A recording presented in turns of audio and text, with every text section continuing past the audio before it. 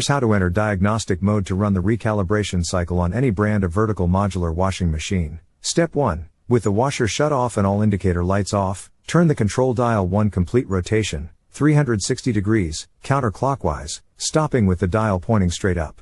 Now quickly, within about 6 seconds, turn the control dial 3 clicks clockwise, 1 click back, and 1 more click clockwise. Or, in other words, turn the control 3 clicks right, 1 click left, then 1 click right. All the green status lights blink when you successfully activate the diagnostic mode. If the status lights don't blink, try again and maybe try turning the knob a little faster, or slower. Okay, congratulations, now your washer is in diagnostic mode. Now, we need to turn the dial 2 more times to the right or clockwise. Then press start and you're done. Now the calibration cycle will begin, which runs for 2 to 3 minutes. If the calibration cycle ends successfully, the lid unlocks and the washer shuts off. If it doesn't complete, then you will need to pull the error codes to find out what's wrong. Here's how to enter diagnostic mode to retrieve error codes on any brand of vertical modular washing machine. Step 1. With the washer shut off and all indicator lights off, turn the control dial 1 complete rotation, 360 degrees, counterclockwise, stopping with the dial pointing straight up. Now quickly, within about 6 seconds, turn the control dial 3 clicks clockwise, 1 click back, and 1 more click clockwise. Or, in other words, turn the control 3 clicks right, 1 click left, then 1 click right. All the green status lights blink when you successfully activate the diagnostic mode. If the status lights don't blink, try again and maybe try turning the knob a little faster, or slower. Okay, congratulations, now your washer is in diagnostic mode. Now, we need to retrieve the codes. Follow these steps to display the error code lights. Step 2. Turn the control dial 1 click clockwise, then press the start button. Now you are reading the error codes.